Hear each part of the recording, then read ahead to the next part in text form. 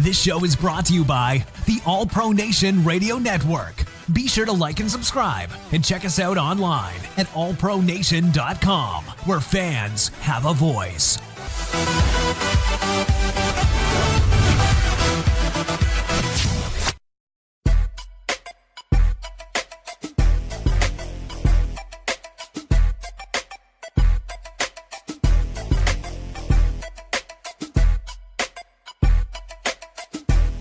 What is up, everybody? You are tuned in to the All Pro Nation podcast live here on the All Pro Nation Radio Network. I'm your host, Chris Smith, joined as always with my buddy Tanner Weber. Tanner, how you doing, man? I'm doing pretty good. I got my first sunburn of the season on Sunday. Dude, let me tell you something about this weather. I don't know if it's like this everywhere else, but Louisiana's so bipolar. So this year we actually decided to have a winter. That's unusual. And what happened was it stayed cold for so long, then it started to warm up, and then it got like super cold again, then it start to warm up, then it got super cold again, and then like overnight we're in the high 90s and we're hitting 100 now. And it's like, jeez. Like literally 2 weeks ago it was like 40, and now it's 100 degrees. I promise you Louisiana wasn't the only state that was like that. Oh my God, it's miserable. I was like that up north. Up here too. So anyways, it's 100 degrees in Louisiana now, so there's that. Yeah, it's like 70. It was about 70 degrees today, 72 or something like that in South Dakota. Perfect day. It was nice. Yeah, well, you know, we only get like 5 days a year that's real nice here. But hey, when you move to Phoenix, you're gonna, 2 weeks. You are gonna be in for it. I cannot wait. Yeah, I'm excited. When you move to Phoenix, I'll be the one living in the colder place. I'll be messaging you every day, telling you how hot it is. Okay, so we got a cool show for you planned. Not exactly what we thought we were going to do. We thought we were going to be doing a big draft show. Some things kind of happened and changed, and so we called it an audible. And we are doing rankings today. We're going to start with our quarterback rankings. We talked about this a couple weeks ago on the podcast. So we're going to get rankings started now.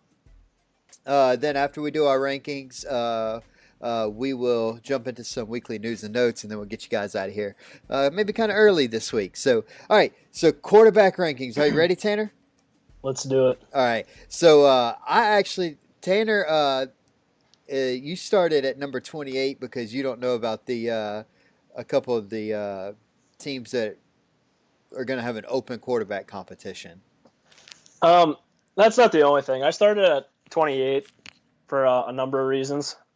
So I got 28 quarterbacks that did play last year that had a chance to show what they have, and that's how I based their ranking. The people that I omitted, A.J. McCarron, the Buffalo Bills, obviously. He didn't play last year because he was a backup. Pat Mahomes, Kansas City Chiefs quarterback, only played one game. That's not enough for me to show me what you have. Teddy Bridgewater, I omitted him. Didn't play last year. Ryan Tannehill tore his ACL. He didn't play last year. Sam Bradford only played one game. And Andrew Luck didn't play last year either, so I couldn't put him in my rankings either. We have no idea how he's going to be when he's back. And lastly, obviously, all the rookies. I omitted them as well because they've obviously never played an NFL snap before, so we have no idea where to put them either. And then I went crazy, and I'm doing 32 quarterbacks. I didn't do any of the rookies because obviously we don't know. So I'm going to go with the veteran on the team and rank mine like that. So I actually have 32. So you're ranking basically all 32 starters, where I'm only ranking like just the top quarterbacks in my opinion. Okay. All right. So I guess what I can do is I can just list off my 32 to 28, and then we'll meet up at 28. Okay. Yeah, however you want to do it. It's cool with me. All right. So at number 32, I have Tanner's favorite quarterback, Blake Bortles.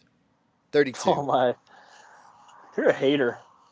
Absolute worst quarterback in the league. Oh, if you think that's a hot take, wait till you see the rest of this list unfold. Oh, we're gonna have some good discussion this week. I'm excited. At 31, I have Eli Manning. Okay. At number 30, I have the combination of A.J. McCarron and Teddy Bridgewater. Okay. At number 29, I have Patrick Mahomes. And at number 28, I have Josh McCown. Jeez, that's kind of low for him too after last year. Okay. So who you got at number 28? All right. I also want to let everyone know that this is how I base my rankings on my quarterbacks. Accuracy, arm strength, decision-making skills, pocket awareness, poise in the pocket, and their play under pressure, fourth quarter, game-winning drives, etc. So my first one, since okay, you did 32 to 28, how am I supposed to do this? Just start at 28 and we go from there? Yeah. Okay, so my first quarterback on the list is Mitchell Trubisky, Chicago Bears. Yeah, I mean, he had the average season of a rookie. Yeah. I mean, we don't know how 2018 is going to turn out, but I mean, he played as well as most number one picks do, or first round picks. Just to kind of hit on 29 through 32 for me, Blake Bortles, obviously, I think he's garbage. I think that Jacksonville is a better QB away from actually being something special. Eli Manning, garbage. He's done. He needs to be retired, but unfortunately, the Giants just won't let him go. A.J. McCarron and Teddy B, I like them. I think they both have upside. Teddy Bridgewater was looking like he was going to be the face of the Vikings until the horrific injury. We still haven't seen him play. It's been 3 years. But A.J. McCarron has a lot of upside.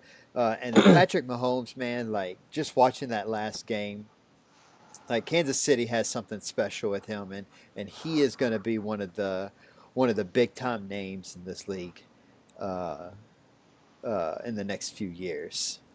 Josh McCown, I had at 28. He had a stellar year last year, but I mean, let's not act like all the years before it hadn't happened. He is a good bridge veteran quarterback. I think he is going to be great for Sam Darnold as he transitions into the NFL. I think he's a very intelligent quarterback. I think Sam Darnold will be able to learn a lot from him. I would expect Sam Darnold will be starting day one, but Josh McCown is a very competent backup. So, okay. Number 27, I have Ryan Tannehill. I know you don't have him ranked. I've been high on Ryan Tannehill ever since he got drafted. It's been 5 years now, 6 years. And so, I've been high on Tannehill. I really thought Adam Gase going to Denver was going to be one of the best things that happened to him. And he did play slightly better under Gase that first year. Unfortunately, the torn ACL last year, we didn't really get to see a whole lot from him. So I'm eager for this season. I think he has to come out and prove himself because if he doesn't, the Miami Dolphins will be replacing him next year for sure. So, all right, my quarterback at 27 is Blake Bortles. I don't think he's the worst starting quarterback in the league. And a lot of people will actually probably still give us crap for as low as we have him on our list, just because he won 2 playoff games that made it to the AFC Championship last year. I mean, you give me that defense, and I can win two playoff games. So when you look at all the talent that the Jaguars assembled around him, I mean, he had arguably one of the best running games in the NFL with Leonard Fournette. The offensive line was much improved, and he had a top 3 defense as well. So I mean, all he had to do was take care of the ball and try to score. I know, 14 points. And some weeks he couldn't even do that. So, yeah. Well, I mean, his numbers were better this year too. So he had 21 touchdowns, 13 picks, 3,600 yards passing, and 84.7 QB rating, which isn't terrible. I mean, that's an average QB rating. It's not below average. So it was better. He had a better 2017 season than a 2016 season. But I mean, he won his 2 playoff games, and the Jaguars had to bring him back because of it. Yeah. At number 26, I have Tyrod Taylor. Oh, Chris. You don't like Tyrod? I never said I didn't like him. I actually love Tyrod. I think Tyrod. I wish Tyrod wasn't in Cleveland, but he's going to be a good mentor to Baker Mayfield. They play a similar game. They have a similar playing style, so he's going to be a good fit there. I don't. Again, obviously Baker Mayfield, the number 1 overall pick. So I think the consensus is that Baker Mayfield is going to be the starter. But should Baker Mayfield not be able to beat Tyrod Taylor out of camp? And look, Tyrod Taylor, he's young. He's still he's still in the prime of his career. He's going to go out there to compete and try to win the starting job. And so that's going to be a fun QB competition to watch in training camp this year. Yeah. I wish that Tyrod was in a place where he would have a better chance of starting. I think when you have the number 1 overall pick there, it's going to be really hard for Hugh Jackson to not start Baker Mayfield. The fans are going to want it. And if he, I don't buy into the, you have to start him just because he's the number 1 overall pick. But this is the day and age we live in with Twitter and media, and the pressure is going to be on. So, but I like Tyrod. I thought he had a solid year last year. Yeah, I personally think if he wins like 3 or 4 games to start out the season, like through the first half of the season, I think Browns brands will probably be okay with that. They just want to win games. Yeah. But it doesn't help having Baker Mayfield look over your shoulder. That's a lot of pressure. Yeah. My quarterback at 26, Eli Manning. He's fallen off the deep end. Don't hate me, Giants fans. The injuries to Odell Beckham and Brandon Marshall obviously didn't help his cause, and 2017 was probably the worst season of his career. His rating was horrible. He had a below-average QB rating, and like always, his decision-making skills are just horrible. Yeah. At number 25, I am going to have Andy Dalton. Okay. Oh, man. What else can you say about Andy Dalton? When you have one of the best wide receivers in the game, you still can't, you've had a competent running game. The team around you's been good, and you still haven't been able to win a playoff game. I don't find that. I find that Andy Dalton makes poor decisions. If the game is on the line, I don't want him as my quarterback. He's a fine quarterback if you just want to have somebody out there to.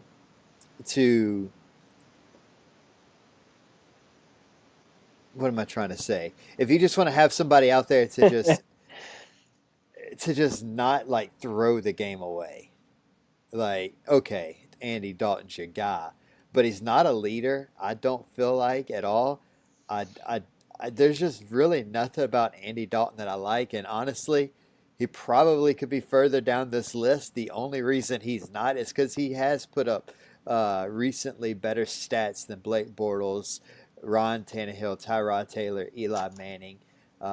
He has had the better season over those quarterbacks, but honestly, he probably belongs further down my list. Wow. You're harsh. It's All what right. it is. My 25, number 25, Jacoby Brissett. He was thrown into a dumpster fire situation last year. He was traded for by the Colts from the Patriots just weeks before the season started. Andrew Luck wasn't able to go. And I actually thought that he played pretty well considering the circumstances.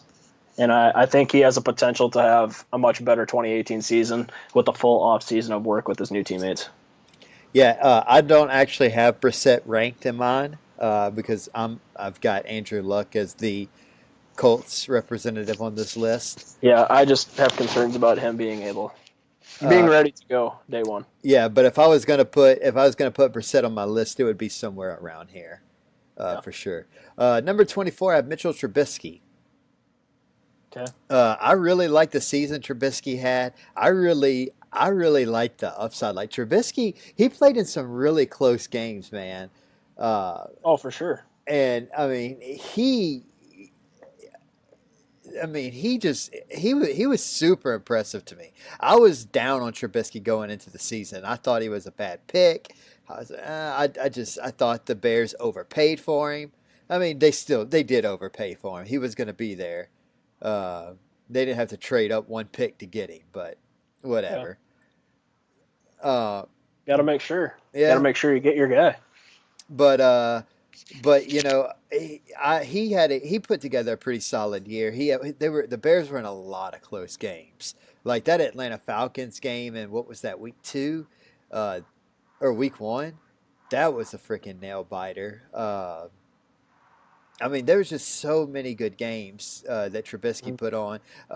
You know, now he's got a very good running back tandem. The defense is legit. That defensive line is really good in Chicago. They were able to keep Vic Fangio as the defensive coordinator while upgrading the offensive staff. I just think that there's bright days ahead for Mitchell Trubisky. Thought he had a really good season, and I think as time goes on, he's going to slowly work his way up this list. Yeah, he's got a lot of tools to be good. Yeah. He definitely could move up the list quite a bit next year. My quarterback at 24, Joe Flacco, Baltimore Ravens. I know a lot of people don't like Joe Flacco, but I'm actually a silent supporter. And I think he could have been much better last year if he wouldn't have been taking so many hits. Losing Marshall Yanda and Alex Lewis didn't help his case. But I feel like he always plays his best football when it matters the most, like come playoff time or towards the end of the season. And, I mean, they drafted Lamar Jackson, but I feel like he's in a situation now where he's just going to end up playing well, and he's going to put the Ravens in a bad spot because they're going to want to go Jackson, but they can't afford to because he's going to end up playing well in 2018 with a healthy offensive line. I mean, he's a gunslinger. He can rock it. Yeah, I have more thoughts on Joe Flacco in just a second. Oh, I'm guessing he's coming up on your list. At number 23, I have Joe Flacco. Okay. So this is a good spot for him. I'm with you. I've always quietly been a Flacco supporter, but I can definitely see why the Ravens are ready to move on. You know, ever since the Super Bowl win, you know, he hasn't really brought much to the team. I think I said this last year that they overpaid him for sure. Oh yeah, I can say that. I'm willing to say that.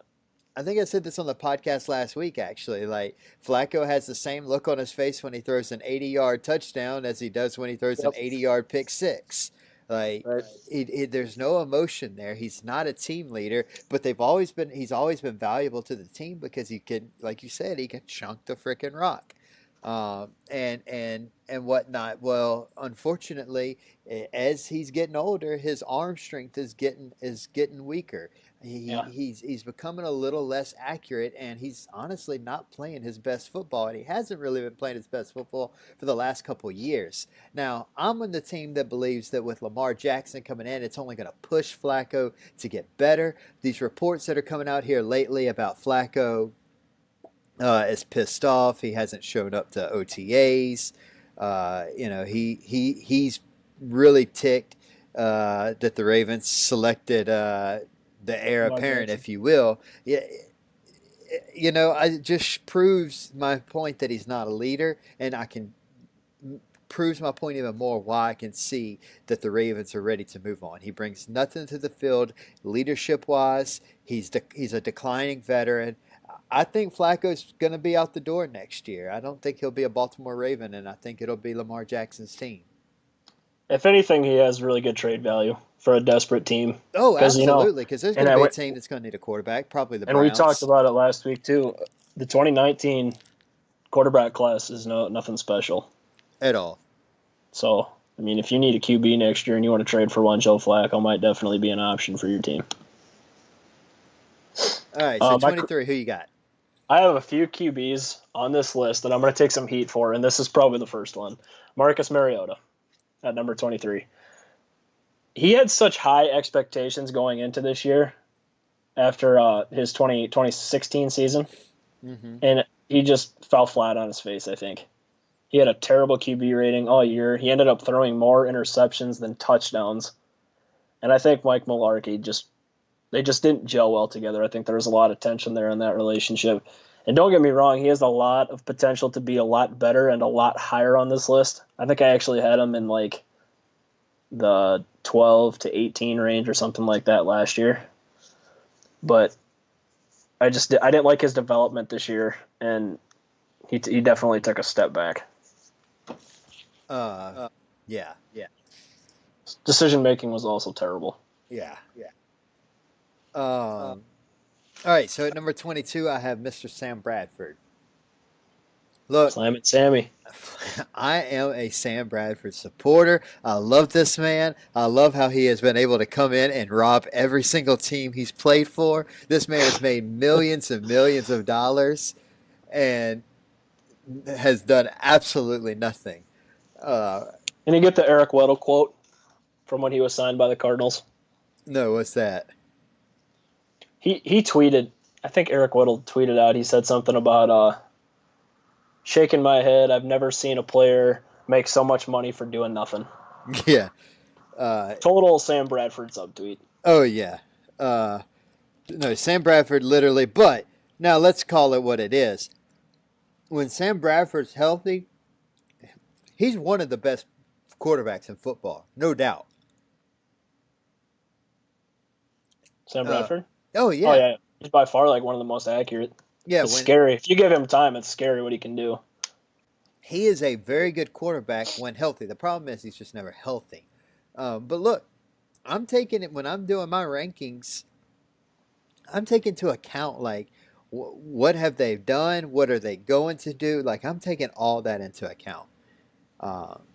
And Sam Bradford is a legit starting quarterback if he could stay healthy. Problem is he can't. So don't break his glass legs. I agree with you 100%. Yeah. And actually, when he's healthy, he's borderline like top 10. He's probably around like that 12, 13 range. Yeah, and But he just can't do and it. He gets hit like twice, and he's just like done. And it shows you why the Rams took him number 1 overall. Like, dude is legit. Yeah, I agree. Okay, who you got at 22? 22. Yo boy, the crab, licking fingers, Jameis Winston. Oh, wow. I am not a Jameis Winston fan. And I know a lot of people are. They like his personality or whatever, but I don't think he's a leader. And I think some of his teammates are starting to figure out that he's not a leader. And he's one of those QBs for like every great throw he has a bad one. Mm-hmm. He counters it all the time. And I just don't really have a whole lot to say about him, but I've never really been a fan of him. Even when he was coming out of the draft, I thought that Mariota was the much better player. Yeah, I agree. I agree so much that at 21, I have Mr. Jameis Winston. That's a good spot. Yeah, I'm with you, man. Terrible decision-making. I mean, he's just god-awful. Like, when you look at his stats, how did he only throw 11 interceptions last year? It's beyond me. Because they don't throw the ball? He had to have at least like 6 picks that were dropped, maybe more. Oh, I would put money on it. And he has maturity issues.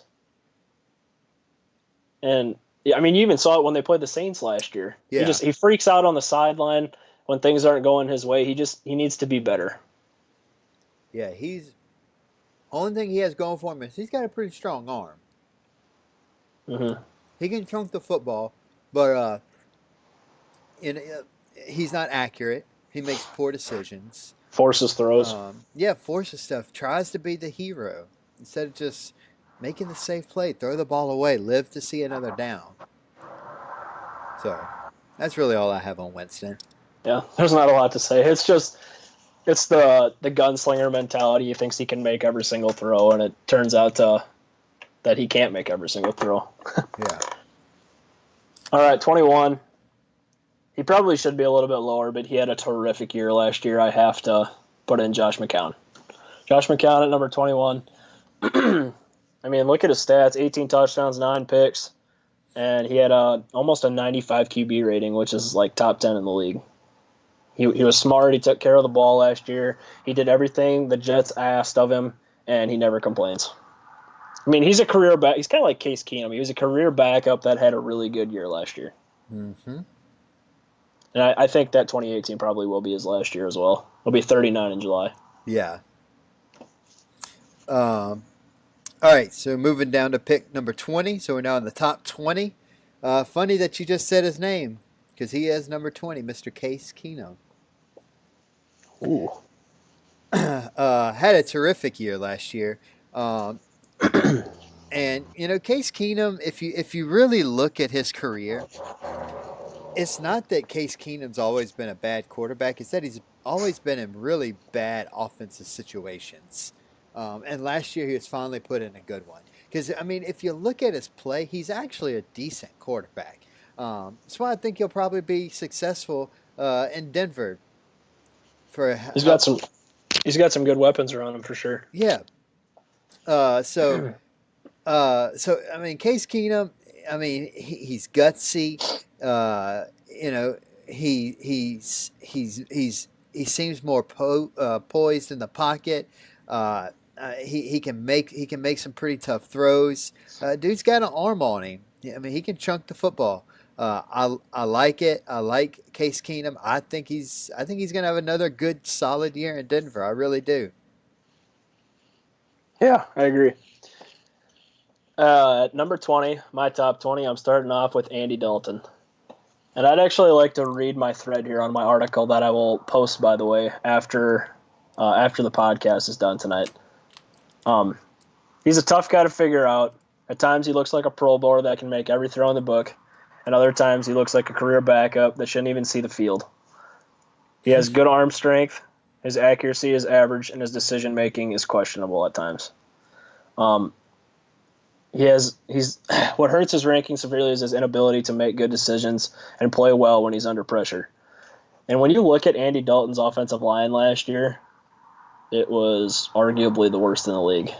His left tackle was horrible. What's his left tackle's name? Cedric Ogbuye or something? Something like that, yeah.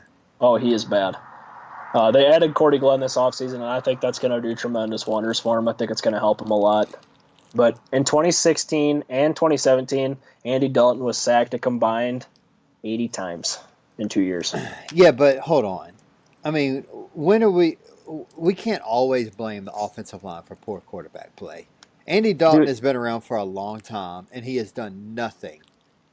I mean, he hasn't won any relevant games. I'm not saying he didn't do that, but I mean, I could use that same excuse for Aaron Rodgers at times. We're talking about like pure talent-wise. Yeah, I still think he's garbage. I mean, his offensive line was horrible last year, and he still put up decent numbers. He had 25 touchdowns to only 12 picks. He also has A.J. Green. And who else? Tyler Eifert got hurt last year. Their first-round pick, wide receiver John Ross, what did he catch, like 2 balls last year? He's not showing up. Tyler Boyd doesn't show up. Who is the number 2 receiver from A.J. Green? I think it's technically John Ross, but that's just horrible. I'm curious to see what the Bengals do this year. I think they upgraded their offensive line tremendously with Cordy Glenn and Billy Price in the first round. I'm excited. But this has got to be his last chance. I mean, I agree with you.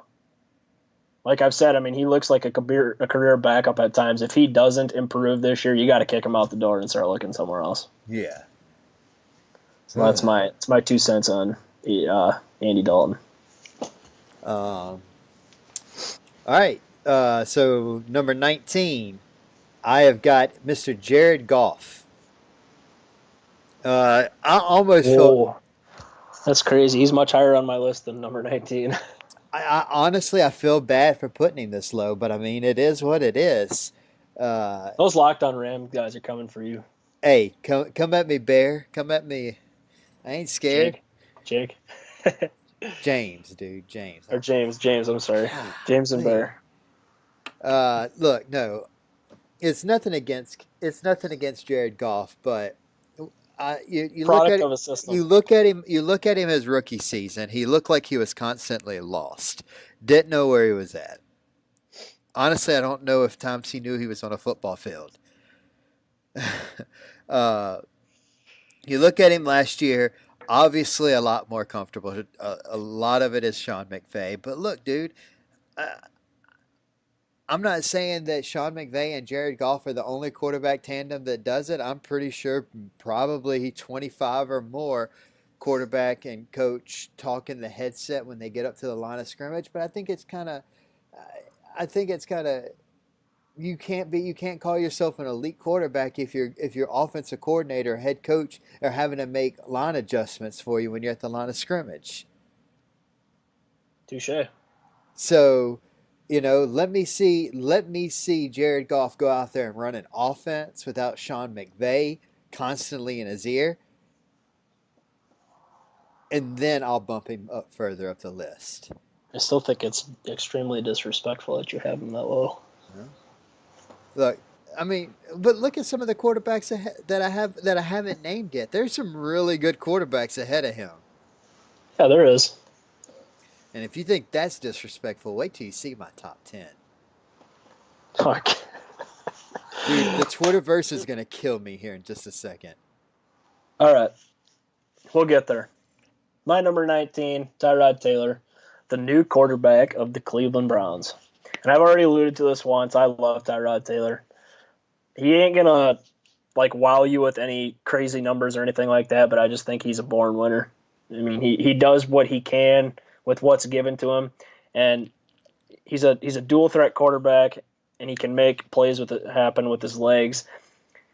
And the Browns lost Joe Thomas this year, but they still have a pretty good offensive line, and he's never had weaponry like this before. He's got Carlos Hyde, who's a damn. What's that? If he gets to play. Oh, he'll be the starter week 1. I promise. Book it. Hot takes. Hot takes. I will make a bet with you right now that he'll start the first 5 weeks of the season unless he gets hurt. I think it would be smart to. Honestly, that would be. Don't throw Baker Mayfield out there until he's ready. It'd be stupid to. He was by far he's not even close to the safest QB in this class. I don't know why they took him that early. I mean, I know we talked about it last week. They were talking about they took him at 1 because they wanted to take him at 4, but they were afraid that the Patriots were going to trade up. We heard those rumors. They were going to trade up with the Giants and steal Baker. And he wasn't going to make it to 4, so they forced it, which is totally Cleveland. Cleveland's going to Cleveland. Back to Tyrod Taylor. We're getting off subject. I think I don't know how he can not succeed next year. Given everybody is healthy. Yeah. He has 2 really good running backs. Carlos Hyde, Duke Johnson, David Njoku, his tight end, is really athletic. He got Jarvis Landry, who's a beast. Josh Gordon, arguably a top 10 wide receiver. And Corey Coleman, who's a speedster who can't stay healthy. But I just think he has the pieces around him now to be successful. And if he can't reach his ceiling with this crew, he never will. Yeah. It's going to be tough for him to fail, I think. Yeah, it's going to be that's going to be a really good training camp battle, those two, for sure. Mm-hmm. All right, so number 18, I have Marcus Mariota. I mean, you pretty much hit on everything a minute ago. He has the potential to be a lot higher on this list. He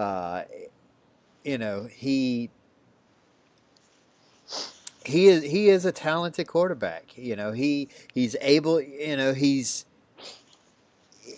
He's able to maneuver around the pocket, make some things happen with his leg. He's even able to throw a pass to himself. I've seen. Did play through injuries last year. So Marcus Mariota. I think I'm with you. I think the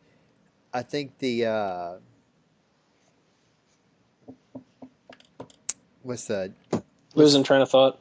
No, what's the guy's name? The coach, Mike Mularkey. I think Mike Mularkey was a terrible fit for him. Cancer.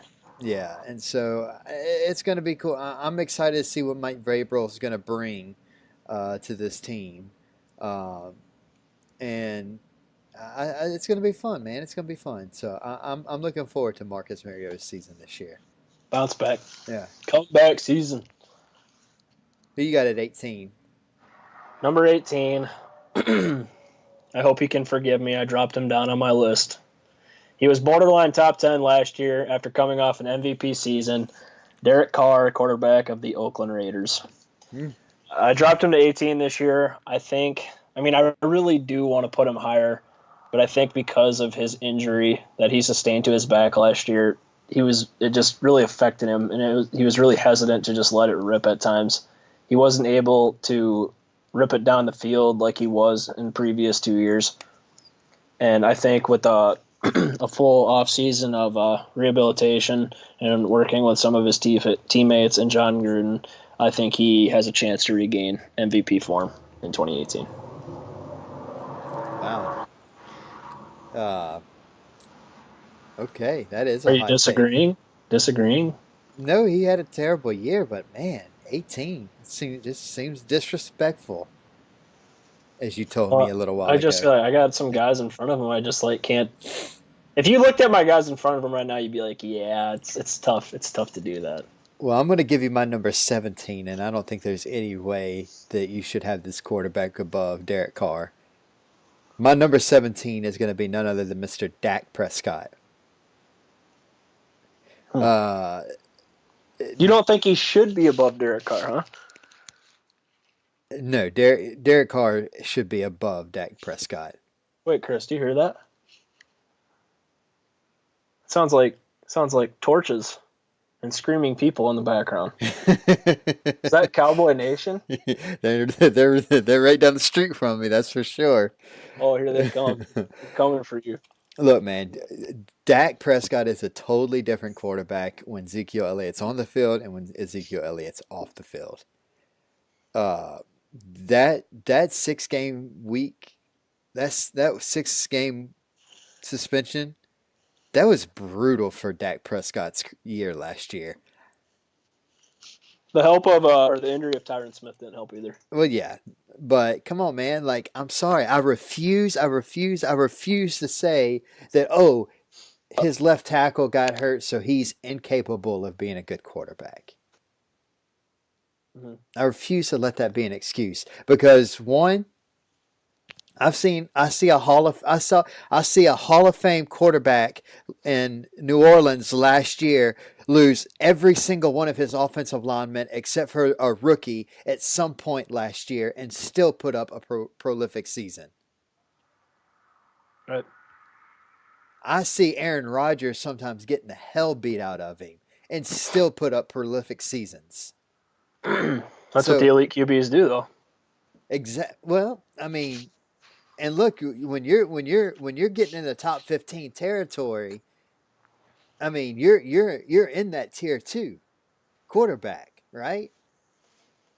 And so Dak Prescott, if he wants to get up into this tier 2, he has got to show me more than what he's showing me. And what he's showing me right now is that if Dez Bryant wasn't there on his first read, he was screwed.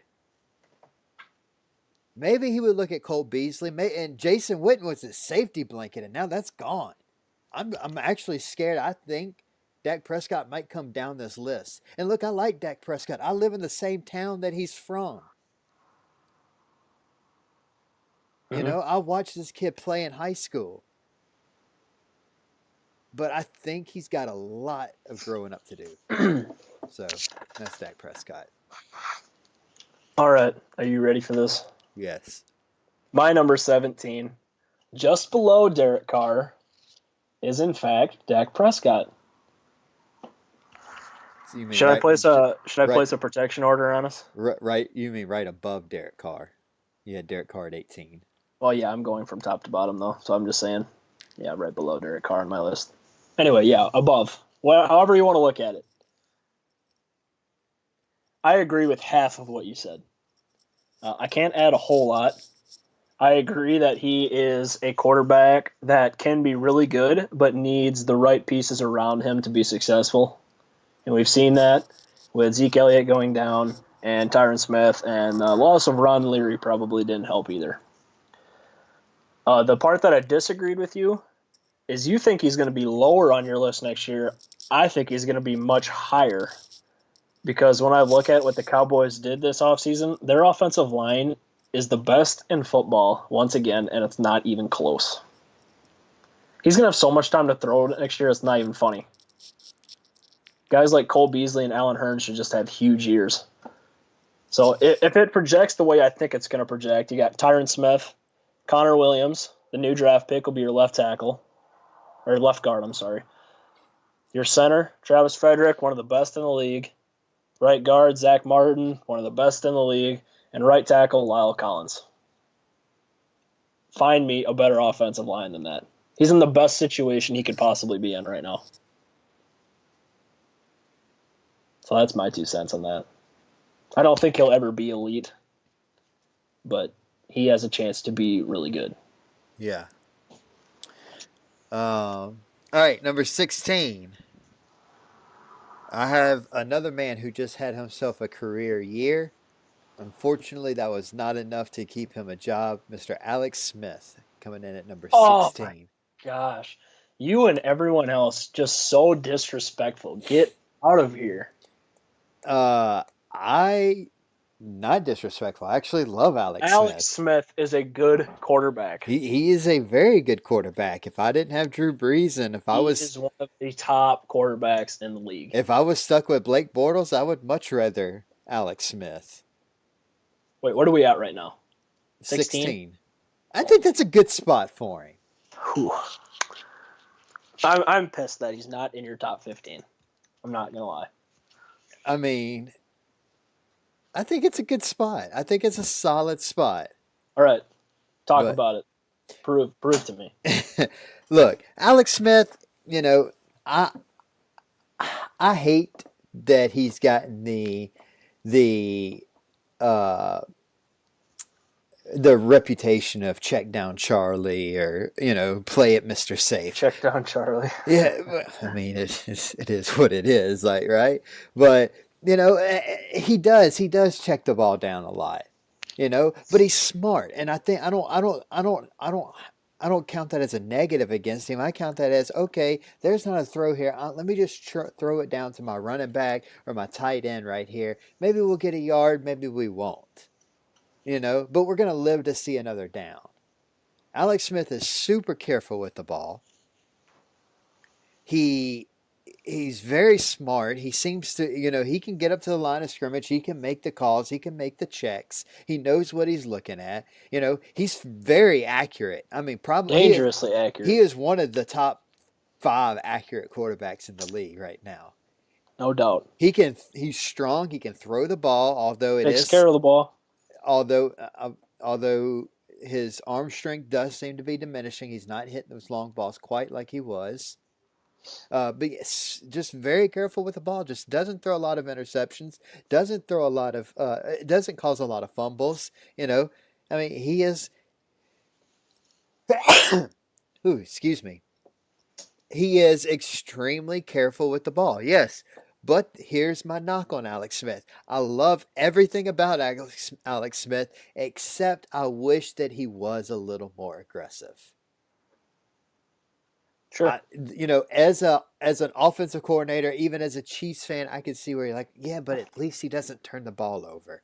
Yeah, at least he doesn't. But you know what? When Drew Brees throws 20 interceptions in a year, I don't care, because half the time he probably has 10 or 11 30, 40, 50-yard passes that go for a touchdown because he's willing to take the risk. The gunslinger's mentality, that's what that's called. Yeah. And so Alex Smith, it is what it is. He's just not willing to take those risks, and he has the accuracy. He has the arm to do it. He's just not willing to take the risk. He would rather live to see another down, and sometimes that results in you settling for field goals and not touchdowns.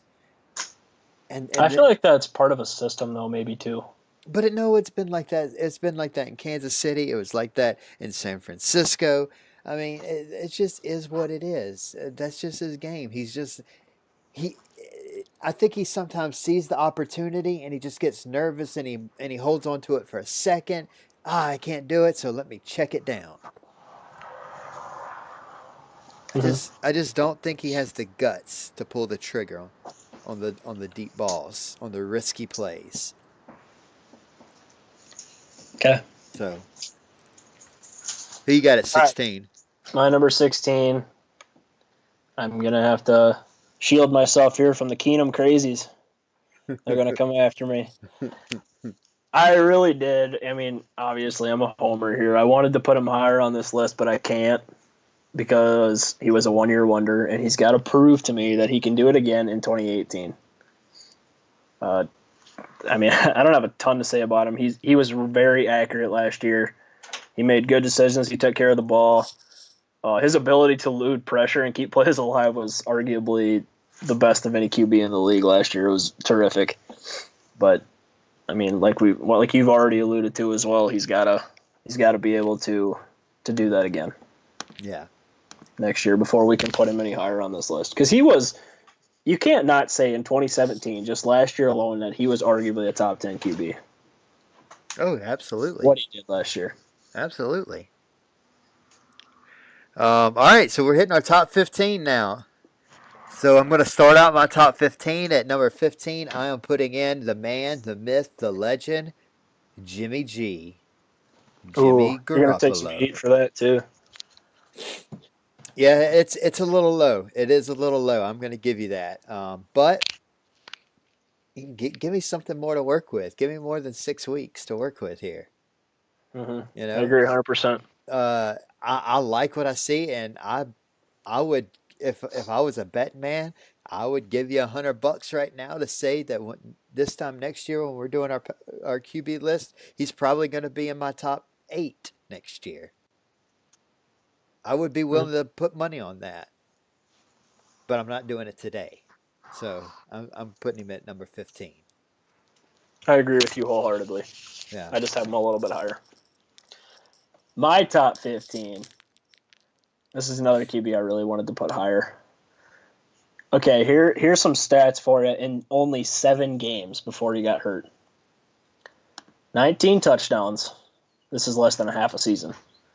8 interceptions, 1,700 yards, QB rating of 103, which is well above average. Deshaun Watson, the rookie quarterback from Houston, is entering his 2nd season. He was really good last year. I mean, he did absolutely everything to keep his team alive in every single game, and what he was able to do with the weapons and the team that was placed around him on offense was incredible because Lamar Miller was bad last year. DeAndre Hopkins was really good, but I mean, I could also make an argument that the Texans had arguably the worst offensive line in the league last year. He had no time to throw. So he's lucky he's got some legs to keep plays alive. But I look forward to him playing this year. I think the Texans are actually going to be really good. That is disrespectful. You think I can't put him higher? He played 7 games. You're right. We ought to see where I put him. Oh my gosh, you got him in your top 10, then I'm just going to lol. Number 14, Derek Carr. Okay. I mean, everything you said a little while ago. He's a top 10 quarterback. He just isn't playing like it right now. And I think John Gruden's going to help him. So I'm eager to see that. Yeah, not much to add on there. Yeah. My number 14, Jimmy Garoppolo. Something you already alluded to. We had a small sample size of only 6 games. In those 6 games, his numbers were nothing spectacular. He had 7 touchdowns, 5 interceptions. He had a pretty good QB rating. But what he was able to do, like in the 4th quarter against some of these defenses, like the Jaguars, the Bears, the Rams.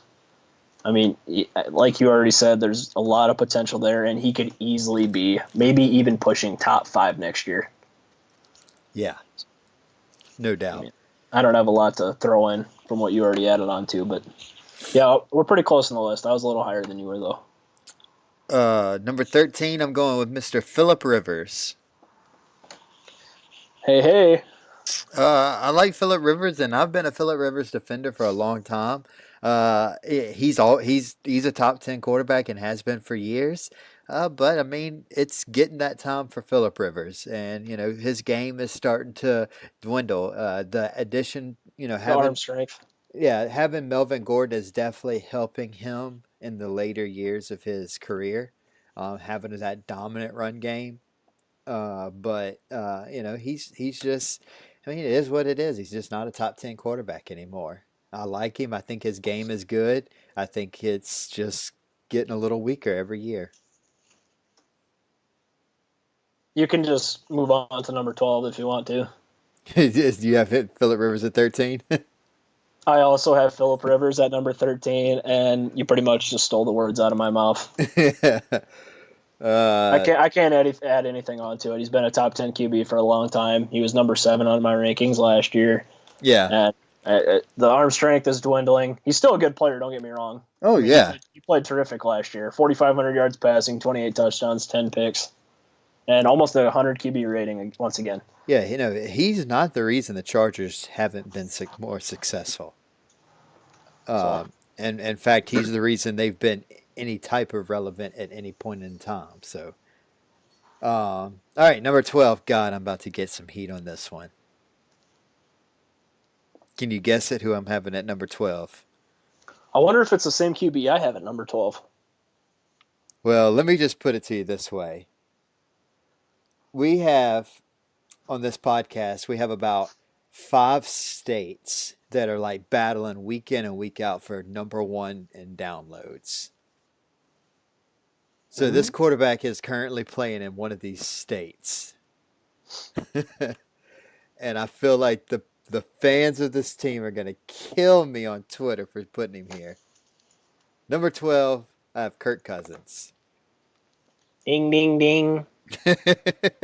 You have him at 12 too? I also have Kirk Cousins at 12. Well, I'll let you take the analysis on this one then. I've already had many Twitter battles with Vikings fans about this. I mean, you can be a homer and say whatever you want. Yeah, he's thrown for 4,000 yards almost every single season, and he is a good quarterback. Great quarterback. But he does have times during games where if he takes a numerous amount of hits or the pocket has a frenzy, he gets happy feet, and he has been known to make some bad decisions. I mean, let's not forget that for every 3 great throws he has a bad one. Yeah, and let's not forget that there was a point in time when Robert Griffin III beat him out to be the starting quarterback. Yeah. Yeah, very true. But he's one of those QBs we've talked about already. He has a gunslinger mentality. Yeah, I mean, trust me, I respect it. He'll force throws, and sometimes you'll be like, wow, how the hell do you make that throw? And other times you'll be like, Kirk, what are you doing? Yeah, I mean, it's one of those things. Well, when you have a quarterback that has that mentality, you have to take the good with the bad.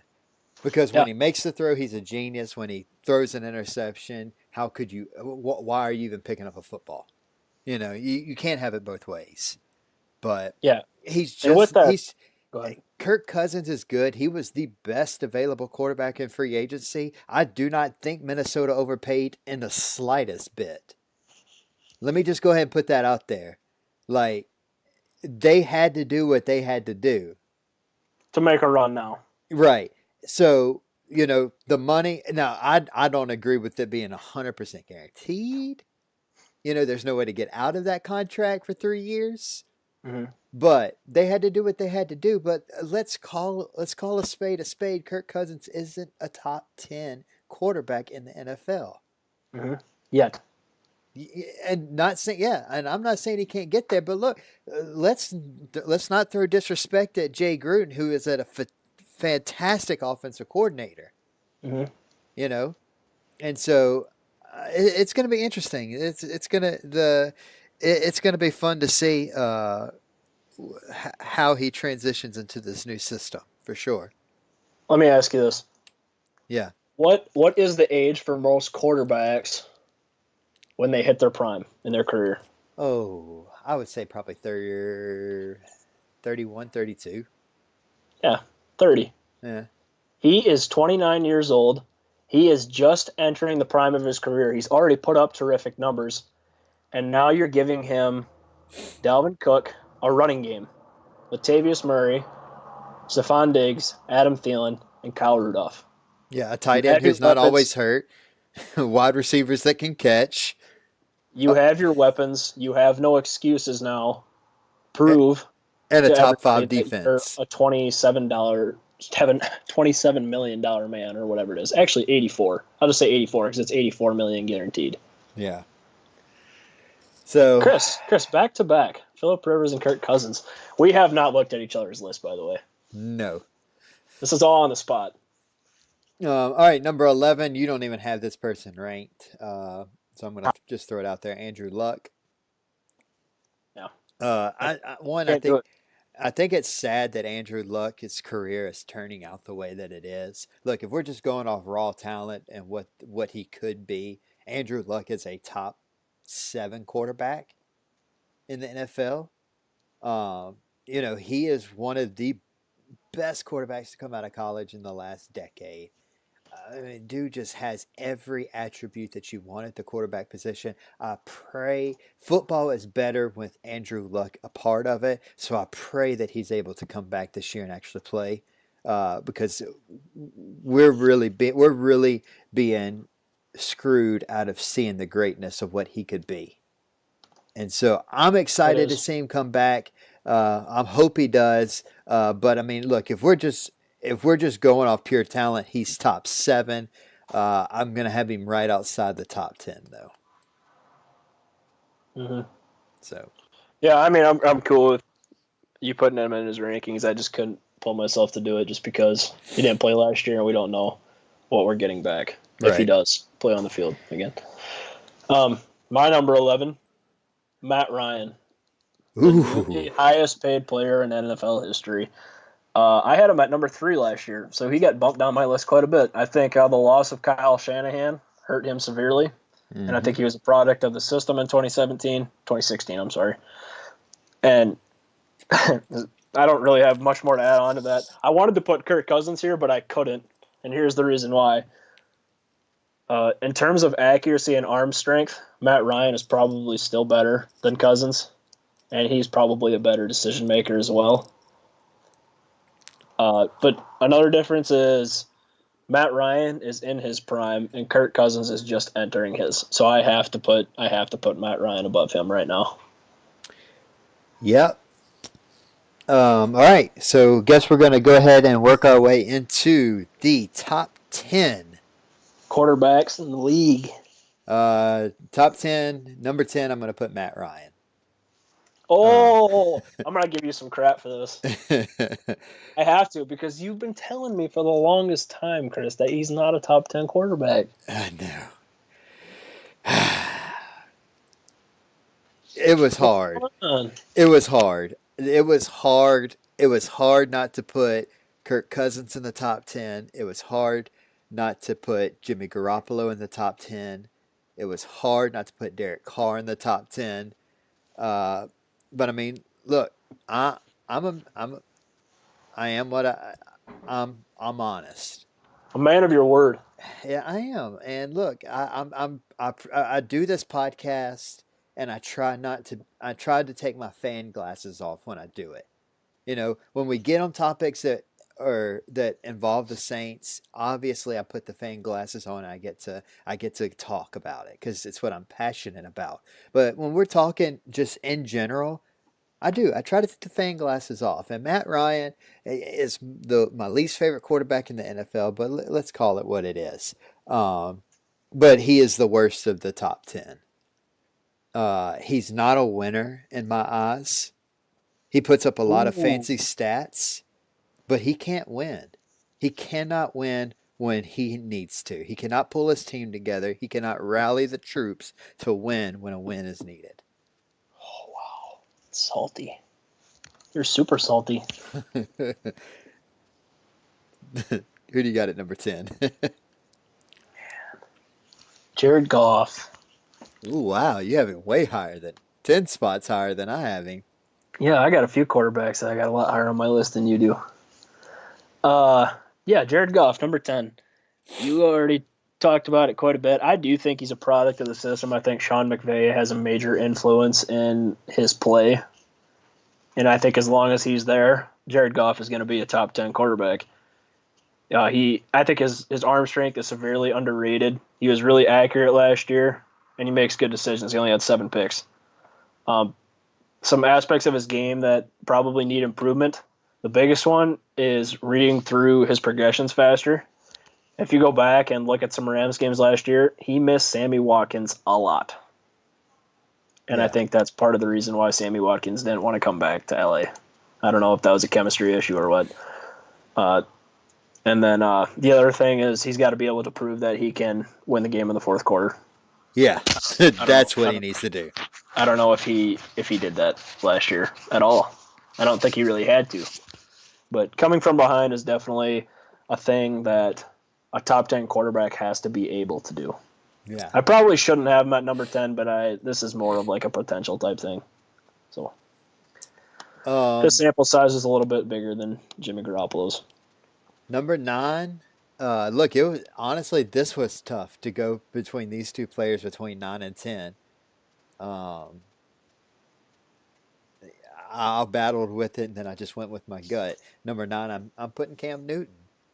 Cam Newton. See, I'm in his top 10. I was actually thinking about this when I was doing my rankings. I didn't think you were going to have him in your top 10.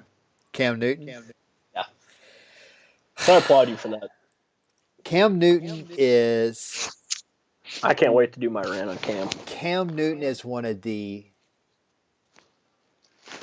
just spit it out. One of the just most athletic specimens to ever come into this league at the quarterback position. Oh, that's scary. Like, the dude is big. And he's fast. He can run right over you. I mean, dude is just uber athletic. I mean, just look at his game. I mean, he can sometimes have a collapsing pocket, escape it, and run for 40 yards. But the problem with Cam Newton is the least accurate quarterback in my top 10. Actually, he's the least accurate in my top 20. He's got strong arms, but he makes very poor decisions. But he makes up for his game and his athletic ability. He's super fast, and he's passionate about the game. I railed on him all year last year in the podcast about how he's a whiny baby. He cries. He gets up at the podium, and he is. But it's because he's so passionate and he doesn't like to lose. And for that, I do give him some points. I knock him some points for being such a whiny little bitch, but I give him some points. Explicit. I give him some points for being passionate about the game. Right. So. You hit it. All right. You ready for my next quarterback in my top 10? Number 9. Finally, I pushed myself to do it after all these years. Alex Smith. Number 9. I already alluded to this once. I was pretty upset that you had him that low. I just don't think he's given enough credit 16. for what he's done. I mean, look at this. It's not his fault that all these times the Chiefs make the playoffs every single year. It's not his fault they lose. It's the defense. You cannot be giving up like 30-plus points a game, man. That's just not – you can't – that's not how you win games. But like you said, he's one of the most accurate QBs in the league. His decision-making is good. He takes care of the ball. His arm strength has dropped off a bit. But he can make plays with his legs, too. Like, he's probably the most, like, underrated dual-threat quarterback in the league. Yeah. Is there anybody else that's maybe a better dual threat than him? Aaron Rodgers. No, he's not underrated, though.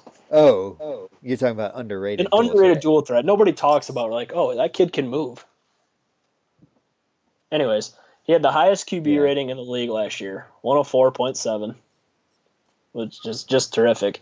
And I, for one, actually believe A lot of people don't agree with me, but I think the Washington Redskins upgraded at quarterback this offseason. A lot of people think they downgraded, but I disagree. Really? Now that's a hot take coming out of Minnesota. That is my hot take. Dude, I love Alex Smith. I was actually hoping the Vikings were going to make a trade for him, but it is what it is. I like Kirk too. Number 8, I've got Big Ben Roethlisberger. You got to be careful. Why? Because he might try to rape me or something? I've had some Steelers fans come at me already from last year's ranking on Ben Roethlisberger. Not having him high enough. Ben Roethlisberger, number 8. Come at me, bro. This is a guy who has talked about quitting 2 off seasons in a row. And now he says he wants to play 4 more years. Only because they drafted somebody, and he's a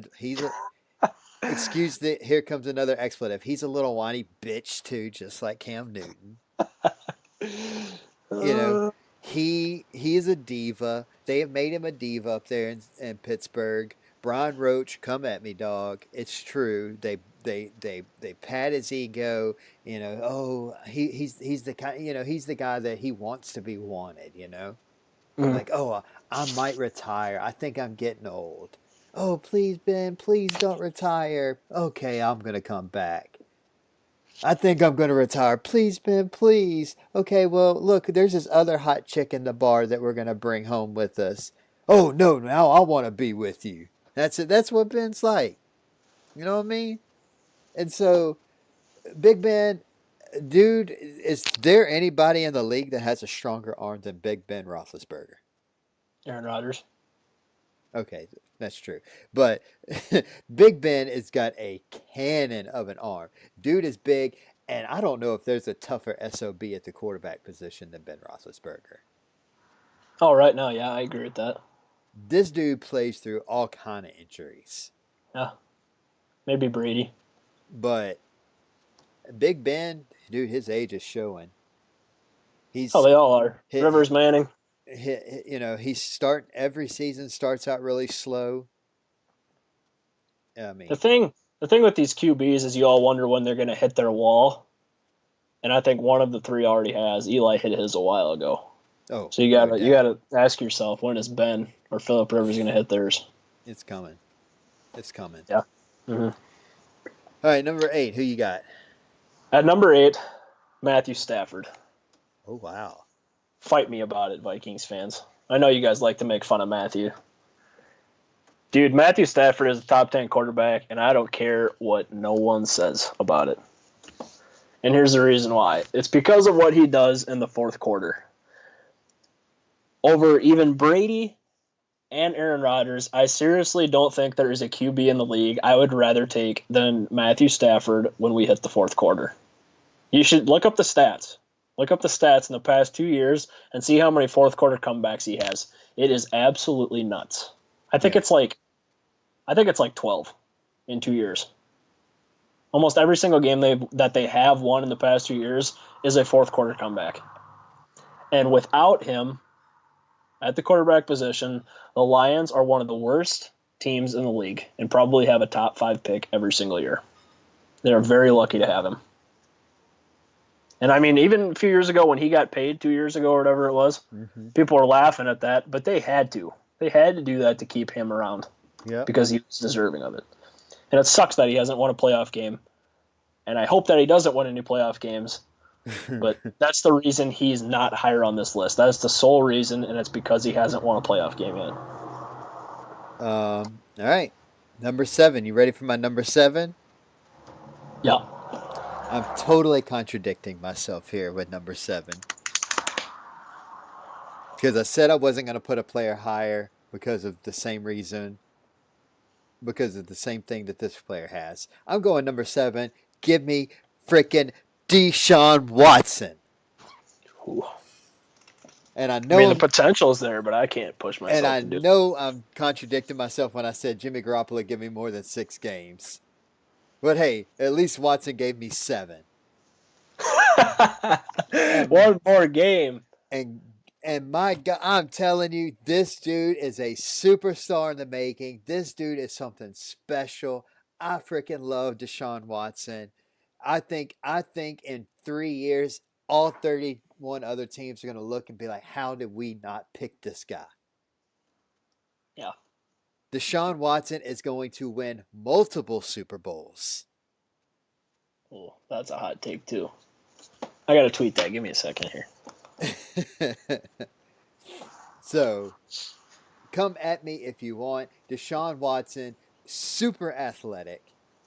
Screw all of y'all that said, oh, well, he's not going to be able to transfer his game from the college to the NFL. Oh, he's done it, and he has done it very well. Now, let's hope he can come back from the ACL injury, because his game is depending on him being able to move around in that pocket. So, Yeah. depending on how he rehabs that ACL, he could be further down this list, because his game, if he can't move, he's done.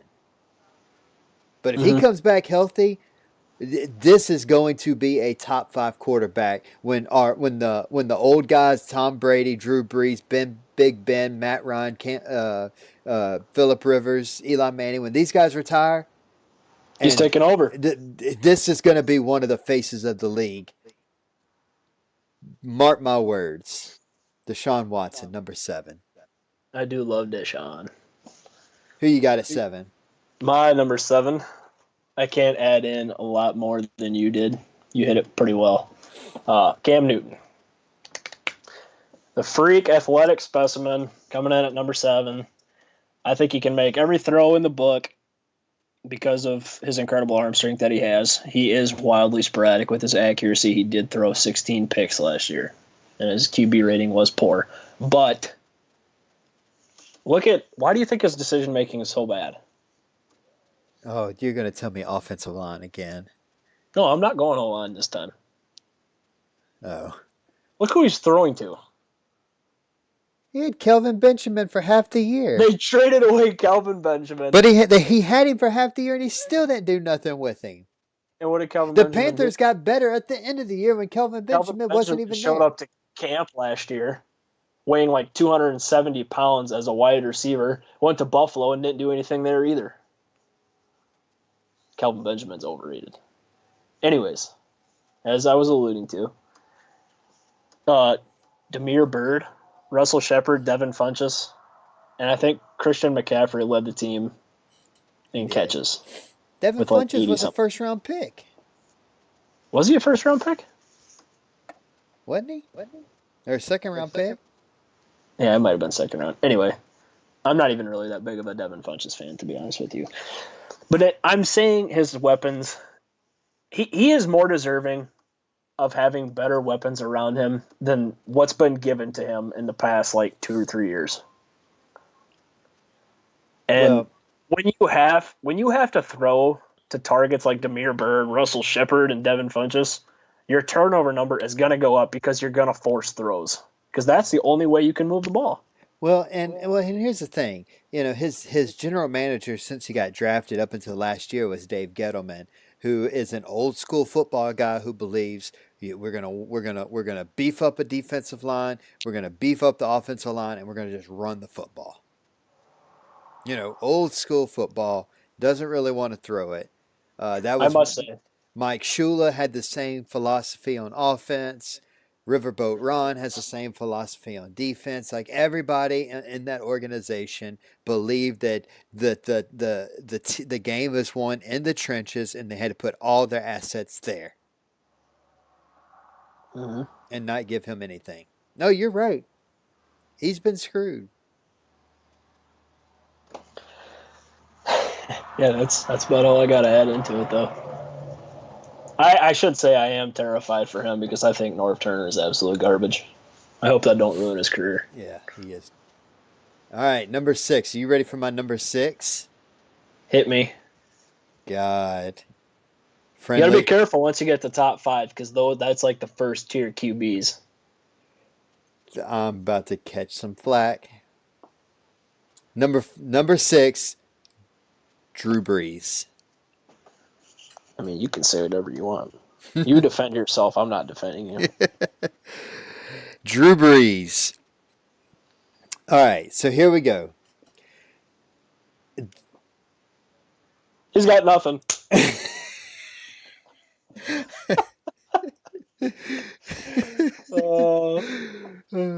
Okay, Drew Brees. 2 years ago, Drew Brees was a top 3 quarterback. But he is getting in the end of his career. He is essentially fading out of his prime. Now, I still think Brees probably has a good 2, maybe 3 years left where he can be a competent quarterback. But Brees' game is starting to be a little different. Yeah, we saw it last year. He had another great year, but he also had the best running back duo in all of football. Kind of takes pressure off of him. And I feel like the Sean Payton system favors Drew Brees.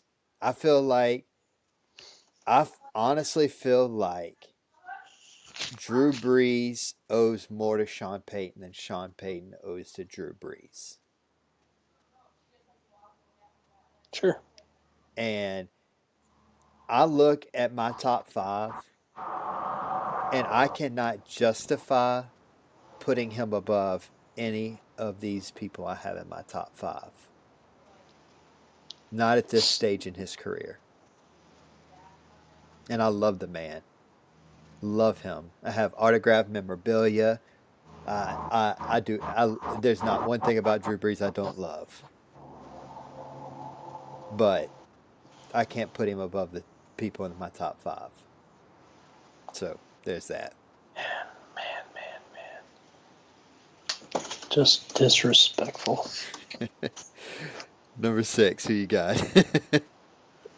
At number 6, even for having him like this low, I might still take heat for this, but Big Ben is my number 6. Ooh, I had him at 8. Like you said, the light is at the end of the tunnel, and it's glowing for Big Ben. Injuries will catch up with him eventually, and I think even last year we witnessed it a little bit. He had quite a few poor outings. The Jacksonville game, he threw 5 picks. Of course, he did bounce back with that in the playoffs after throwing 5 touchdowns. But there are times when he doesn't look like the same quarterback, and you can definitely tell. And I think even if you ask Steelers fans, they'll probably say the same thing. Yeah. The one thing that's made him such an elite quarterback for such a long time and still is to this day is elite quarterbacks elevate the game of players around them. And Ben Roethlisberger has always done that, in my opinion. Yep. But I just don't think he's the player that he once was. I think the arm strength has dwindled a little bit. Decision-making isn't what it used to be, and he's not as mobile as he used to be. Yeah. So, yeah, I don't have a lot to add to it. So here we go into the top 5. My number 5. The first tier quarterbacks. The best in the league, top 5. Let's go, Chris. I'm going to say my best in the league, my top tier is my top 6. Okay. Brees is still an elite quarterback. I just can't put him above the top 5. All right. But number 5, I have Matt Stafford. Everything that you said about him earlier. I think Matt Stafford is a fantastic quarterback. I thought I was reaching, but you, man, let me tell you, Matt Stafford is an amazing quarterback. He is gutsy. He's got good arm strength. He's very accurate. He is smart. He's intelligent. He's a good leader on and off the field. There is nothing about Matt Stafford's game that I don't like. Mm-hmm. I think it's a shame that him and Calvin Johnson didn't win any Super Bowls. You just made a really good joke there. That was funny. What? You were saying something about the Lions winning a Super Bowl? Oh, yeah. Okay. NFC North rivalry. Get out of here. I mean, the Vikings haven't won a Super Bowl either, but the Lions are like a funny franchise. I know, but come on, don't you look at some players, some of these prolific players that have never won Super Bowls, Dan Marino. Yeah, Yeah, basically the way I look at Matthew Stafford is he's basically like Steve Nash in the NBA. He's like a terrific player, has like maybe the potential to be a Hall of Fame caliber type player, but he just could never get to the big game because the rest of his team sucks. yeah, that's a great way to put it. Mm-hmm. So, anyways, so that's my number 5. Who do you got? Number 5, this player is like the player I have a crush on that's not a Viking. And that would be Big Vic's man, Carson Wentz. Ooh. Philadelphia Eagles. I love Carson Wentz. I couldn't put him any higher in this because it is still only his second season. And he hasn't played in an actual playoff game yet, which really sucks for him, by the way, after blowing out his knee last year. But when you look at him play in the past 2 years, even this year, he doesn't really have any weaknesses in his games. Or in his game, he threw 33 touchdowns, 7 interceptions, 3,300 yards passing, and a 102 quarterback rating. And he was arguably, probably, the most valuable player in the league before he got hurt. And probably would have been named the MVP if he hadn't got hurt. He has all the tools that you look for in an elite franchise quarterback. He has good arm strength, his pocket awareness is A+, and he's a legitimate threat every time he steps on the field to put up 7 points on the board. The one thing I want to allude to before we're done with talking about number 5 is we look at the elite draft class of 2004 with Eli Manning, Ben Roethlisberger, Phillip Rivers. Do you think that the 2016 draft class has a chance to be better than the 2004 draft class? We got Jared Goff, Carson Wentz, and Dak Prescott. Oh, yeah. Which class is going to win more Super Bowls? 2015. Or 16. Think so? Yeah. What did Ben's got 2 or 3 Super Bowls? 3. And Eli's got 2. That's 5. That's a tough number to beat, man. Oh, I think the Philadelphia Eagles are about to go on a run for the next decade that the Patriots have been on. We talked about it. We talked about it a few weeks ago. The Eagles are in the zone right now to be the new Seahawks. 10 years, that's being rough. Maybe 10 years. But the Seahawks were elite for what, 5-6 years? 5 or 6 years, where yeah. nobody could touch them in the NFC, it seemed like. Yeah. Yeah, that's where the Eagles are right now. Yep, I agree. All right, number 4. Man, I'm about to start ducking. I feel the rocks coming at me. Number 4, I'm putting touchdown Tom Brady. Holy buckets! Oh, man. I don't know if I should tweet this out or maybe wait for people to listen to this first. Touchdown Tom Brady at number 4. Chris, we just lost the entire East Coast listeners. You screwed us. Oh, yes, my friends. I mean, let's be real. Outside of Tom Brady, there's 3 quarterbacks I've yet to name. And those 3 quarterbacks, you cannot tell me, are not at this day, at this moment, better than Tom Brady. I mean, in my opinion, I could, but, you know. I don't see it. Tom Brady's 40 years old. And he won MVP last year. But let's not kid ourselves. There are 2 people that I haven't named yet that one was going to win it had he not blown out his ACL, and one got screwed and should have won it. And I ranted on this podcast about why that player got screwed out of the MVP last year. Chris, I got a smile on my face, and you know why. Because those 2 players that you named that should have won the Super Bowl, neither of them were Aaron Rodgers, and I applaud you for that. Yes. That's I'm tough. sorry. Tom Brady at this day and time is not better than Carson Wentz, Russell Wilson, Aaron Rodgers. Not better than any of them at this day.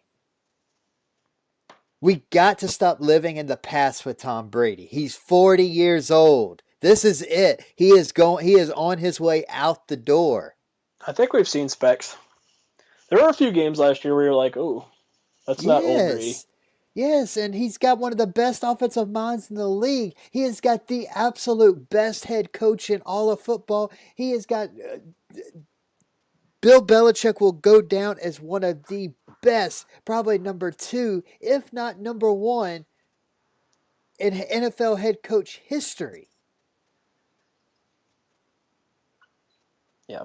And so he has been put in the best situation possible for any play. And they have taken full advantage of it, and they have won 5 Super Bowls. They have gone to 7 or 8. How many has it been? I think it's like 7. 9, actually. No, not since Brady's been there. It's only been 7, I think. How many Super Bowls have they been to? Yeah. I think it's 5 and 3. Okay, 8. Yeah. So. Maybe it's 5 and 2. I don't know. No, it's 5 That's and 3. a lot. He lost to the Giants twice, and he lost to the Eagles. 3. Okay. Yeah, 5 and 3.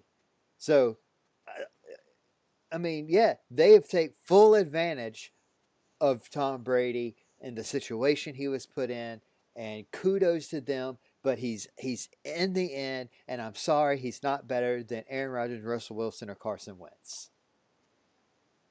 Yeah. So there you go. All right, my number 4. I have respect for you, Drew. Drew is still in my top 5, and I'm not going to disagree with you.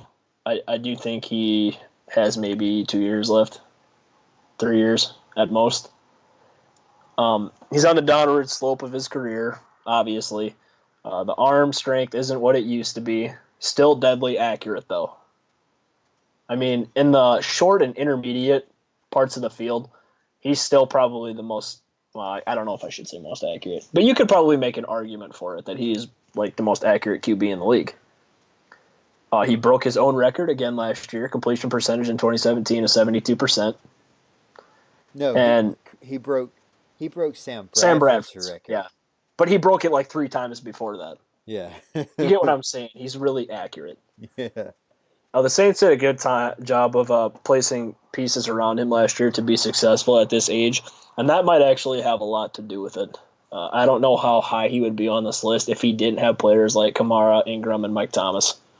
And I should also probably throw in there that he had the best offensive line of football last year, in my opinion, when Teron Armstead was back on the field. Yeah. But in my article, I put, quote unquote, and you hear me, Chris, you would be foolish not to put him in your top 5, even at the age of 39. And the Saints fan here put him at number 6. I told you I'd take my fan glasses off. Dude, just I already respected him before the playoff game last year, the Minneapolis Miracle, but that was an extra attribute for him to be able to lead the Saints back in the second half against the top defense in football. Yeah. Oh, it was beautiful. Well done, man. You know what I'm saying? He's 39. He's getting it done. The top 5 QB. End of rant. Number 3, the Ginger Wonder, Carson Wentz. My man. My man Carson. I ran it on him during the Tom Brady ranking, and when you talked about him, so I don't think there's much more to add to Carson Wentz. So I'm just going to leave it there. He would have won MVP last year, though. Don't let anybody fool you. Yeah. I'm going to throw in another MVP candidate at my number 3, Russell Wilson. Man, where do I start here? I think he's the definition of most valuable player, because the Seahawks were probably picking a quarterback in the top 5 picks of the draft this year if Russell Wilson wasn't on the team last year, because they had the worst offensive line in football and no running game. He threw 34 touchdown passes, 11 interceptions. I think he ran for another 500, 600 yards, 4,000 yards passing, 95 QB rating, with no help. I don't think he has any weaknesses in his game. Honestly, I don't think I can think of one. Yeah. The only reason I can't put him above my top 2 QBs is because the other one has proved himself to be the GOAT, and the other one, Aaron Rodgers. Spoiler alert. I mean, he's just like a freakishly athletic specimen of a quarterback.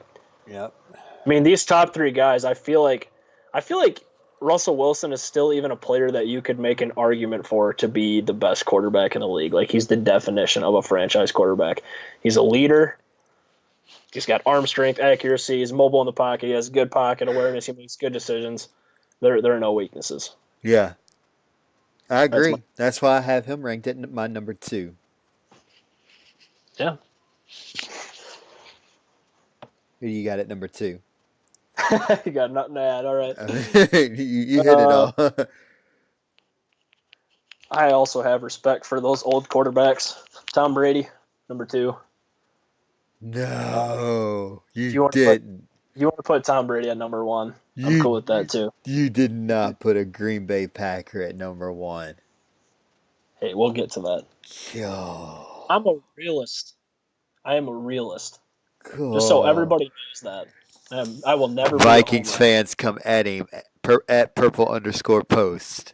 I've actually had this conversation many times with Vikings fans. Some agree and some don't. Anyways, Tom Brady, MVP at the age of 40. He might actually have the best pocket awareness in the league, or pocket poise. His ability in the fourth quarter to just like stand in the pocket, getting rushed when his team's down by 10, and beat the Jaguars defense in the AFC Championship. That was special. And we've talked about how we've already seen glimpses, it seemed like last year, where, yeah, Tom Brady, he might be almost done. He's got maybe this upcoming season will be his last year. We don't know. But I can add a whole lot more. He's got 5 Super Bowls. And I think the ability to win MVP at the age of 40 was enough to push my ranking in there at number 2. Too much respect. So, Too much respect to keep him up. And he lost Julian Edelman last year. It's true. So Number 1. And we're both going to have this quarterback at number 1. But let me just preface this by saying I don't think that Aaron Rodgers is only the best quarterback in today's NFL. But I think he is arguably the best quarterback to ever play in the NFL. yeah. You ever listen to The Herd, Chris? I try not to.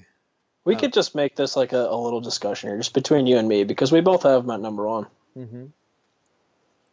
Colin Cowherd was talking about this actually the other day. I think he was comparing LeBron James to Aaron Rodgers, and how people will never view LeBron James as the greatest of all time because he didn't win as many titles as Michael Jordan or Larry Bird. But from like a pure, I mean, we're not going to turn this into a basketball conversation, because you can think LeBron's the greatest, you can think Michael Jordan's the greatest, whatever, but I'm just trying to make a point here. LeBron James is a freakish athletic specimen, and just from like a player standpoint, I don't think that there probably might not be a better player in the history of basketball.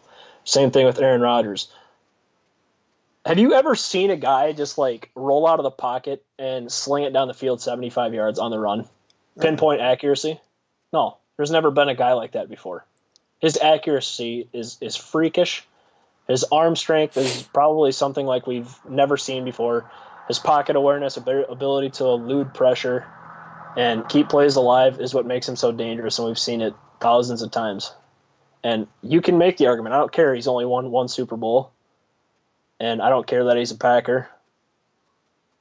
I'm being a realist. He is the best quarterback in the NFL, and I don't even know if it's close, just because of what he's been able to do so far in his career. Yeah. Just witnessing greatness. Just appreciate it. I I love looking at the stat of the 300 touchdown to interception ratio. He probably hasn't even thrown 100 picks yet, has he? He hasn't thrown 100 picks. So you look at all the top quarterbacks to throw to hit that 300 touchdown milestone, right? Rodgers went 300 for 75. 300 touchdowns, 75 interceptions. Okay? Now let's look at some of the quote unquote GOATs. Breeze, 300 to 154. Brett Favre, 300 to 175. 100 more than Aaron Rodgers. Peyton Manning, 300 to 152. John Elway, 300 to 226. No quarterback has ever thrown less than 100 interceptions and 300 touchdowns, except for one. And his name is Aaron Rodgers. Ooh, but what about Tom Brady? Tom Brady, 115. Now, while that's in the same realm as Aaron Rodgers, that's still 40 more interceptions. Aaron Rodgers, another thing, everybody wants to marvel at Tom Brady's 2007 season, and it was freaking epic. The only thing that wasn't epic about it was going 16-0, going through the play, and then losing the freaking Super Bowl to the Giants. That's the only thing that wasn't epic about it. But nobody ever wants to talk about Rodgers' 2011 season, which was statistically better than Brady's. Oh, and Rodgers went 14-1 that year. He set out the last game of the season. Mm-hmm. No QB has ever done more with less than Rodgers. No, and Rodgers went on to win the Super Bowl that year. That year, that 2011, he threw 45 touchdowns and 6 interceptions. This dude, tell me, if you need a last-minute Hail Mary, is there a quarterback on this planet that you would take above Aaron Rodgers? Matthew Stafford. Get out of here. If I got to pick one quarterback to get it there, I'll probably pick Rodgers. I'm just kidding. For one throw, I'd probably pick Rodgers, but if you're going to give me one drive, I'm serious about the Stafford thing. Aaron Rodgers, I mean, literally, we could sit here and we can go all night. Give me a quarterback, and I'll debate you on why Rodgers is better at him. I think Rodgers is the greatest to ever play this position. But everybody's going to say it's Brady because he has the rings. Yep. Just like everybody, that'll always be the argument. Just like everybody says Jordan's better than LeBron because he has the rings. That will always be the argument. We always go back to frickin' rings. But Aaron Rodgers, not just the greatest quarterback today, he is the greatest quarterback ever. Book it. Tweet that out. I hope he gets traded. Okay, so there's our quarterback rankings. That was a lot of fun. Went a lot longer than I expected it to. Holy crap. It was fun. All right, so let's run through a couple of news and notes. Do we have anything big? We did have the Mark Ingram suspension. He has apparently appealed it. The appeal has been declined. They're wanting to appeal it again. Whatever. Apparently, now it was released that the substance wasn't on the banned list. It was on a list that you have to get permission prior to using. And apparently he didn't have written permission to use it. But it was not on the banned list. So it wasn't steroids or anything like that, like people have a lot of times I've read, like, when those players fail PEDs, they're usually like pills to help them like heal injuries faster. Yeah. So they're not something that like makes them faster or whatever, or makes them stronger. It's usually to heal up injuries that they have. Yeah. So it's looking like Des Bryant probably not going to be getting signed until training camp. That's interesting. Brandon Marshall met with the Seahawks today. That would be a great signing. Oh, absolutely. I'd love to see Russ getting a weapon opposite Doug Baldwin. And then I'm trying to think, did anything else happen? Matt Ryan. Oh yeah, that happened. Matt Ryan got a 5-year extension. First player in NFL history to earn $30 million per year. It's a lot of dough. Just going up and up, man. And Aaron Rodgers will break that later this summer. Just going up and up. Oh yeah, Aaron Rodgers is about to get paid. Yeah, dude, it's scary. He's probably gonna make like 35, maybe 36 million a year. No, 31. I don't know, dude. We'll see. So, anyways, well, you have anything else you want to add? I got a couple things, small stuff. The Eagles picked up head coach Doug Peterson's contract option for another year. The Redskins cut guard Orlando Franklin. He retired a day later. Safety Michael Griffin. I don't know if you remember him. He played for the who did he all play for? Titans. He was with the Vikings for a year. Who else did he play for? Whatever. Most people probably don't remember him. He was a decent player early in his career, but he retired as well. The Seahawks cut Cliff Averill. He is actually weighing his options. He wants to get some feedback from doctors. He said he's gotten calls from multiple teams already, which he obviously should. He was a good player for a long time before he makes a decision, though. The 49ers cut guard Zane Beadles. The Saints cut tight end Kobe Fleener. A couple signings. Dolphins signed quarterback Bryce Petty. The Raiders signed linebacker Derek Johnson. I thought that was pretty cool. He played for the Chiefs, so that's going to be a fun little rivalry this year. And the Panthers signed quarterback C.J. Anderson. That's all I got, man. Yep. All right, cool. Well, we'll go ahead and end it there. We'll be back next week. We got some cool things planned for you next week, so stay tuned for that. Don't forget, if you're not following us on Facebook and Twitter, you need to be. Follow us at All Pro Nation. That's on both Facebook and Twitter. If you're listening to this on the iTunes Store or Google Play, please give us that 5-star review and tell everybody how much you love the All Pro Nation podcast. Check out all our written articles at allpronation.com. And if you want to join the staff at allpronation.com, this is where fans have a voice. Just go hit the right... Ooh, I just stumbled all over my words on that one. Hit the Write For Us tab, and we'll get you added to the staff here at All Pro Nation. If you really love the podcast, you can donate. You can do that on allpronation.com. And don't forget to listen to the other great shows on the All Pro Nation Radio Network. You can follow me on Twitter at 318Chris Smith, and you can follow Tanner at purple_post. And until next week, peace out. Follow me, Packers fans.